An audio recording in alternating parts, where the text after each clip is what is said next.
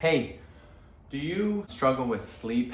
If you struggle with sleep, number one, you're not alone. And for my patients, this is really a video for my patients, but hopefully anyone can take this information and run with it. I have read many books on sleep. I would not consider I'm not like the sleep doctor, but as someone who wants all the people around me to be healthier, sleep is just such an important part of our daily life. And so a lot of this information that I took was kind of my breakdown from, if you follow Andrew Huberman, he interviewed a guy named Matthew Walker, and so I took a lot of this from that. So this is kind of my breakdown of that. Also other books that I've read and just my experience in studying sleep and trying to help people optimize their sleep. So take this for what it is. And then I'm also going to say this, there's not one rule. Everyone's like, okay, I followed these rules, it didn't work. Unfortunately, we're not all the same. So there's going to be rules that work for someone else that don't work for you and vice versa. So I would just say, turn yourself into a study. Like, you've got to figure out what works for you, and then you've got to stick with it. The number one thing is, we'll see with almost all of these, is consistency. You've got to train your body to know when it needs to go to sleep, and that's really the key. And so we're going to start with number one is keep a consistent wake time. Your wake time is more important than your go to sleep time. Now, don't turn that into a habit that you can go to sleep whenever but wake up at the same time. We'll get to the optimal sleep times, but you want to wake up within about an hour, even on the weekends. Try not to like fluctuate the time that you're waking up. So your wake time is probably the most important. Some people will even say, 30 minutes. Now 30 minutes to me is kind of tough, especially with weekends and things like that. But I find that most people within an hour. So you want to wake up about the same time because you're training your body. Basically, when you wake up, you're training your body to go to sleep that night. Number two is get sunlight in your eyes within about 30 minutes of waking up. So if you've woken up, now you want to see the sun if at all possible. Now, if you're a really early morning guy like me now in the summer, right now it's summer, and so that's not a problem for me, but you want to signal that now the day has started, there's a cortisol spike, and you're training your body to go to sleep at night. And so get that sunlight, get as much as you can, like 30 minutes, even if you can just get just a few minutes, but signal to your body as quickly as possible when you've woken up that it's daylight, and that's really going to help. Number three is stop caffeine use as early as you can. Well, not as early as you can, but for me personally, I say I will try everything in my power to not use any form of caffeine, even healthier forms of caffeine, after 2 o'clock. Mine is 2 o'clock. There are a lot that say even more than that. Some experts will say 10 hours. You don't want caffeine up to 10 hours just because of the half-life of caffeine. To me, I go to bed pretty early, usually about 9 o'clock, and I just say 2 o'clock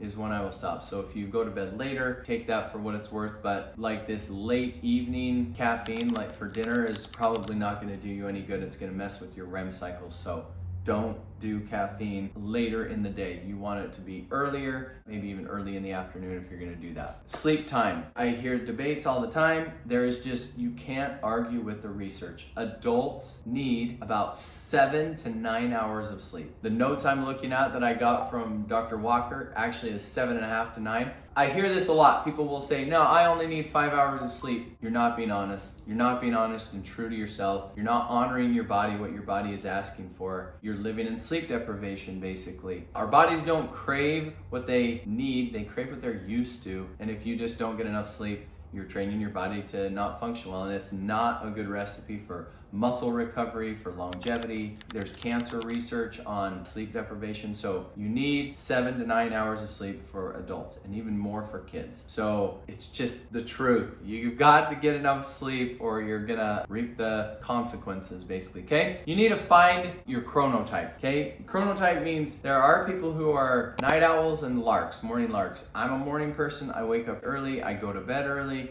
I've discovered it for me. I get teased by my family that like at 8 o'clock I turn into a pumpkin, but you've got to honor what your body is telling you. And I do think that a lot of people, though, will get to sleep gates at the very end, but honor what your body is telling you. When it says, I'm tired, I need to go to sleep, go to sleep. And most of the time, if you just go into a regular habit and you're not like on your phone, you don't have bad habits, you're not watching television late at night, like, you're exercising and doing all the stuff right, honor what your body is telling you and do your best to stick with that. stick with, again, it's habits. You want to find your chronotype and stick with it. Number 6, your bed should be cool. Most experts say somewhere between 60 and 67 degrees Fahrenheit. That's 15 to 19 degrees Celsius. You want your room to be cool. You want that coolness just helps your body to enter REM cycles better, go to sleep. But I personally try to do that a lot, especially I love opening the crack in the window. Like right now in the summer, it doesn't work as well, but I love the coolness of like the morning. In the winter, it doesn't work either. That's too cold, but you want to aim for about 60 to 67 degrees if you possibly can. Now, we're going to go to avoid bright lights. And when I say avoid bright lights, in the evening. So you want to, everyone knows, avoid your cell phone, but also even turn off like the light. My body right now with this light bulb above my head, it's saying, okay, this is the sun. Basically, my body thinks it's the sun because it's above me. And so you want to even turn off the lights above you if you can. I know it may seem extreme, but turn on like lamps, use lamps, lower light. You want to mimic basically back in the day before we had all this electricity and things like that. Back in the day, our bodies, once the sun went down, said it's time for bed. And that's when people would go to bed. And we kind of want to get back to that as much as we can. So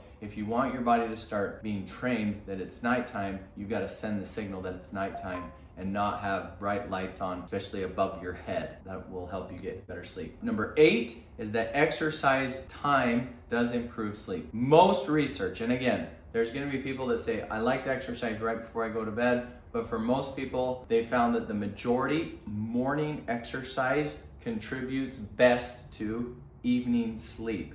There are many people though that like afternoon or early afternoon does benefit from that as well. But the real key is that regular exercise, including resistance and cardio, will improve your sleep as long as it's not too close to sleep. For most people, you want to kind of do like the food thing. Stop eating, 2 to 3 hours before you go to bed. Stop exercising 2 to 3 hours as well. And that's for most. There's always going to be outliers. I think if you train your body will get used to that. Personally, I'm a morning exercise guy. I wake up in the morning, I exercise. That's to train me to sleep the next night. I just got done with my workout a few hours ago. That's so that I can sleep better. All right, number 9, alcohol. Alcohol is not a sleep aid. I've talked to people who are like, I need some alcohol to help me sleep. It disrupts REM cycles, it fragments your sleep, it messes with heart rhythm. There is nothing that is beneficial for alcohol and sleep. So get it away, especially like in the evenings again. Regular alcohol use will disrupt sleep. So no ifs, ands, or buts about that. Number 10 is use a sleep gate. And this is the one that I think a lot of people don't want to hear, but it's just the truth. I'm sorry. A sleep gate means go to sleep when your body is tired. There's so many people that push through. They're like, no, I'm a night owl. You're not a night owl. Your body said, I need to go to sleep at 9:30 or 10, but you took caffeine or just pushed through it or stayed on your phone or watched television and you pushed through the sleep gate. The gate that was open that said, now is the time for you to go to sleep. And you pushed through it, you got your second wind, and now your sleep is disrupted.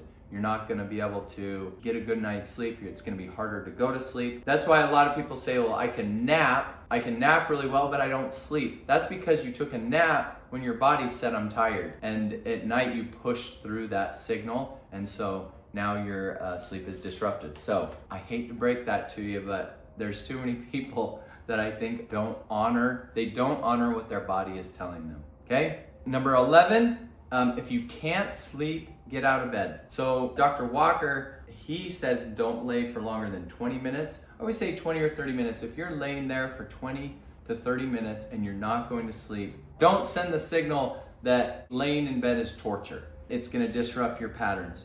Don't do that. Say to yourself, get up. Don't go do like crazy activities. For me, when I can't sleep for about 20 minutes, I'll read a book. I'll lay in bed, turn on the lamp, or go in the other room, and I'll read until my body, that gate again opens up and my body says you're tired, go to sleep. Then I go to sleep and I don't just lay there, being tortured. Sometimes I do, because I don't realize that I've been laying there, but it's just frustrating. Don't get frustrated. And then the last thing, number 12, is build a 60-minute wind down routine. And I wouldn't even say it has to be necessarily 60 minutes. Dr. Walker recommended 60 minutes. I guess mine is right about there. So what it's saying is, again, it's all about sending signals. Starting your whole day can kind of revolve around getting ready to sleep, okay? So with about 60 minutes before you want to go to bed, start sending the signals. So for me, it's like I start getting my stuff ready for the next day. I'll get like my electrolytes ready.